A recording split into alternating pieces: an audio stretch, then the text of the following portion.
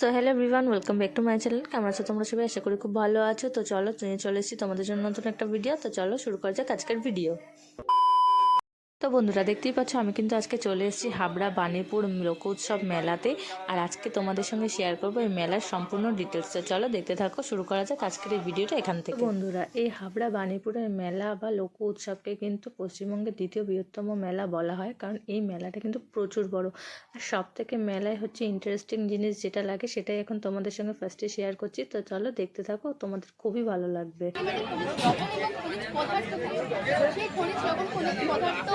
এই জলের মধ্যে থাকছে না, এই জল থেকে যে বাষ্প ওর মধ্যেও খনিজ পদার্থ এবং খনিজ লবণ থাকছে, সেগুলি আমরা পাইপের মাধ্যমে মানে মাটির নিচে খনন করে পাইপের মাধ্যমে আমরা টেনে নিচ্ছি ব্রাইন সেপারেটর।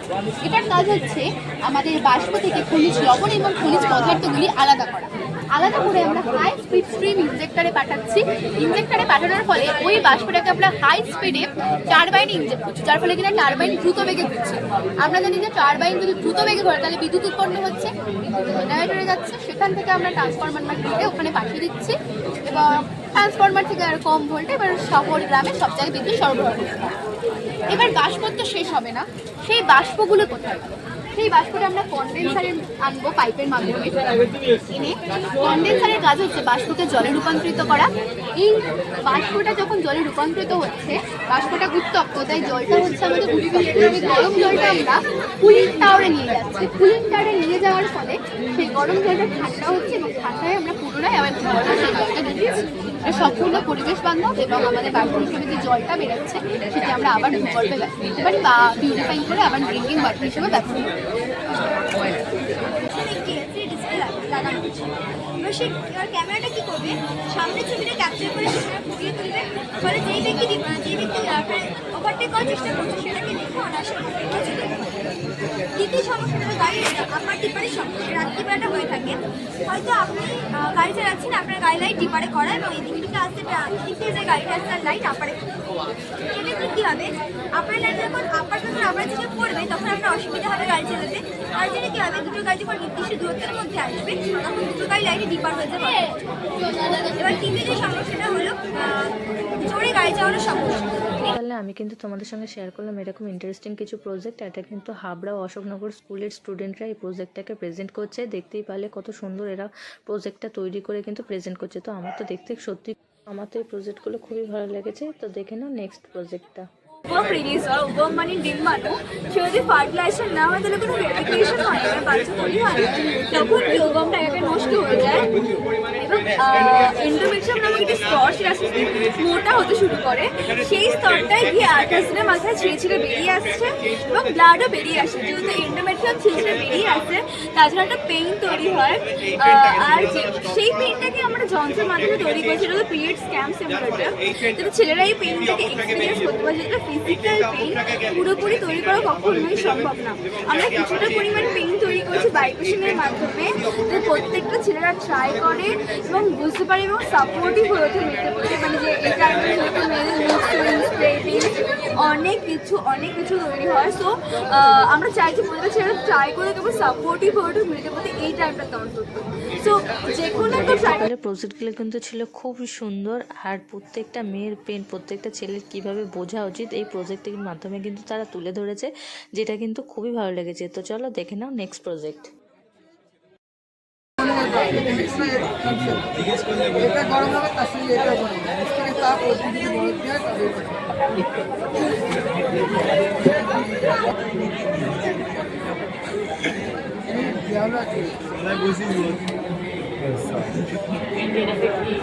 পরে এরা প্যানেল বোর্ড খুঁজে পায় কোথায়, প্রচুর ঘাটে। মানে এটা থেকে এটা এনার্জি তৈরি হয়।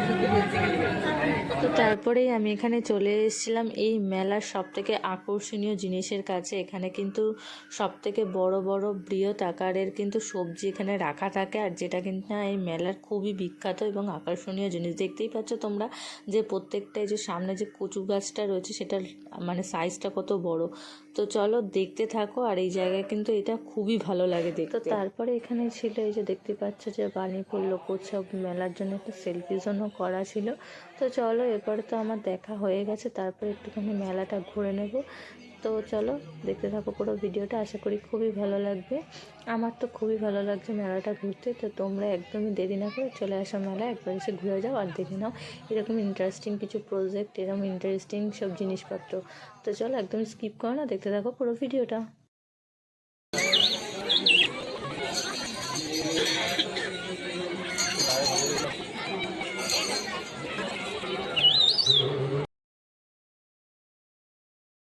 তো বন্ধুরা, এই মেলাটা কিন্তু শুরু হয়েছে 3রা জানুয়ারি থেকে আর চলবে কিন্তু 11ই জানুয়ারি পর্যন্ত।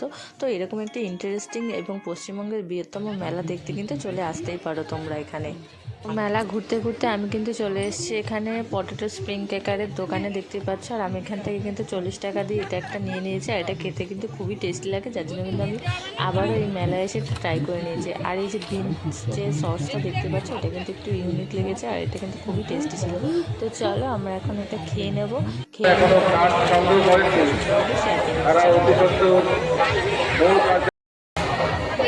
সো ফ্রেন্ডস, মেলা ঘুরতে ঘুরতে কিন্তু আমি চলে এসেছি এখন চারুকলা বিভাগের সামনে। আর দেখতেই পাচ্ছি এর ভেতরে কিন্তু রয়েছে আর্টের সব জিনিসপত্র, বিভিন্ন রকম সুন্দর সুন্দর ছবি রয়েছে আঁকা। তো চলো এর ভেতরে ঢুকে এখন তোমাদের সঙ্গে এই জায়গাটা শেয়ার করব। আর দেখতেই পারলে আমি কিন্তু তোমাদের এই মেলা বড় এবং পশ্চিমবঙ্গের বৃহত্তম মেলা কেন বলা হয় সেটা কিন্তু তোমাদের সঙ্গে আমি শেয়ার করছি। আর এত রকম জিনিস কিন্তু একসাথে কোনো মেলায় কিন্তু দেখা যায় না, যেটা কিন্তু এই বাণীপুর মেলাতেই দেখা সম্ভব। তো তোমরা একদমই স্কিপ করো না, ভিডিওটা পুরো দেখতে থাকো আর একদমই টাইম ওয়েস্ট না করে চলে এসো এই মেলায় এসে ঘুরে যাও। আশা করি তোমাদের খুবই ভালো লাগবে। আর আর্টগুলো একবার দেখে নাও যে কত সুন্দর, তাই না? তো চলো দেখতে থাকো পুরো ভিডিওটা, আশা করি তোমাদের খুবই ভালো লাগবে। আমার তো ভীষণ ভালো লাগছে আর্টগুলো দেখতে, কারণ আমিও একসময় আর্ট করতাম। আর এই ছবিগুলো দেখে সত্যি আমার তো ভীষণ ভালো লাগছে। তো তারপরে কিন্তু এখানে দেখে টেকে চলে আসলাম আর দেখলাম এখানে একজন বসে এখানে আর্ট করছে।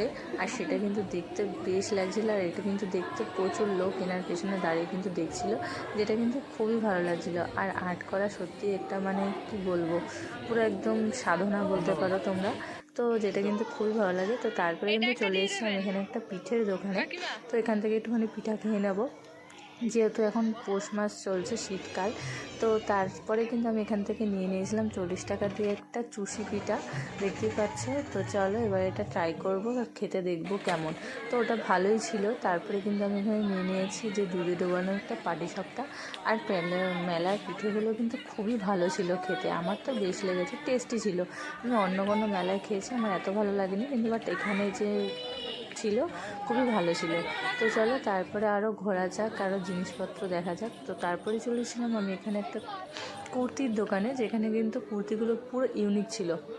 এই এরকম কুর্তিগুলো কিন্তু তোমরা সাধারণত দোকানে কিন্তু দেখতে পাবে না। আমার তো বেশ ভালো লেগেছিলো। তারপরে আমার চোখে পড়লো এই জায়গাটা, আর কিউট কিউট এই লাইটের যে সিনগুলো দেখতে পাচ্ছ, আমার তো বেশ ভালো লেগেছে। তো চলো এগুলো তো আর কেনার এখন বয়স নেই, তার জন্য আর না কিনে চলে গেলাম সামনের দিকে। তো তারপরে এখানে দেখতে পারলাম যে মাটির কিছু জিনিসপত্র এখানে রাখা রয়েছে, আমার তো বেশ লাগছিলো দেখতে। তো চলো পুরো মেলাটা তোমাদের এইভাবেই ঘুরে দেখাই। তো তারপরে কিন্তু ঘুরতে ঘুরতে খাবারের জায়গায় চলে এসে, আর এখানে কিন্তু ছিল খাবারের রাজ্য যেটাকে বলে, এত খাবার দোকান বসেছিল মানে সত্যি। তারপরে আমি এখান থেকে নিয়ে নিলাম ঘুগনি। তো চলো আমি এখন খেয়ে নিই, তার তোমরা দেখতে থাকো পুরো ভিডিওটা।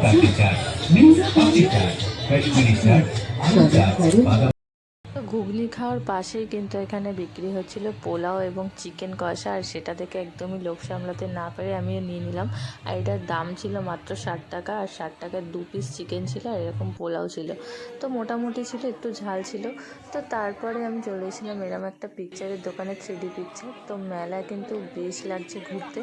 তো যতটা আমি পারছি তোমাদের সঙ্গে শেয়ার করার চেষ্টা করছি, কারণ মেলাটা প্রচুর বড় আর ধরনের জিনিস কিন্তু এই মেলাতে রয়েছে, যেগুলো কিন্তু আমার সব দেখানো হয়তো এক ভিডিওতে পসিবল হবে না, এমনি ভিডিওটা অনেক বড় হয়ে যাচ্ছে। তো সব কিছু কিন্তু দেখার জন্য তোমাদের কিন্তু আসতে হবে এই মেলাটায়। তো তারপরে কিন্তু আমি চলে এসেছিলাম এরকম একটা ফুলের দোকানে। তো তারপরে কিন্তু এখানে দেখতেই পাচ্ছ যে এরকম একজন বসে বসে ঝুড়ি বুনছে এই শীতকালের মধ্যে। তো যাই হোক না কেন, হাতের কাজ কিন্তু ভালোই লাগে। আর হস্তশিল্পের মেলার জিনিসপত্র কিন্তু এর মধ্যে ছিল। তো সব মিলিয়ে কিন্তু মেলাটা ঘুরতে আমার বেশ লাগছিলো। আর সত্যি কথা বলতে আমার ঘুরতে ঘুরতে পা প্রায় ব্যথা হয়ে গেছিলো, তাও কিন্তু তোমাদের সঙ্গে আমি শেয়ার করার চেষ্টা করছি। তো চলো দেখতে থাকো। আর এই মেলাটা হচ্ছিল কিন্তু প্রচুর বড় এরিয়া জুড়ে, মাঝখানে রোড আর দুই পাশের মাঠের জুড়ে কিন্তু দুপাশে কিন্তু মেলাটা হচ্ছিল। তো সব মিলে সব ধরনের জিনিস কিন্তু এই মেলায় তোমরা একসাথে দেখতে পাবে এবং কিন্তু পেয়ে যাবে। বন্ধুরা, আমার তো মেলা ঘোরা প্রায় কমপ্লিট, আর আমি কিন্তু হাবড়া বাণীপুর লোকোৎসব মেলা যতটা পেরেছি তোমাদের সঙ্গে শেয়ার করার চেষ্টা করেছি। বাদবাকিটা তোমরা এসে ঘুরে যেও, আশা করি ভালো লাগবে। তো ভিডিওটি আমি এখানেই এন্ড করছি। ভিডিওটি কেমন লাগলো অবশ্যই জানাবে, ভালো লাগলে লাইক কমেন্ট শেয়ার করে দিও অ্যান্ড চ্যানেলটি সাবস্ক্রাইব করে দিও। তো দেখা হচ্ছে নেক্সট কোনো ভিডিওতে। তো আজকের জন্য টাটা।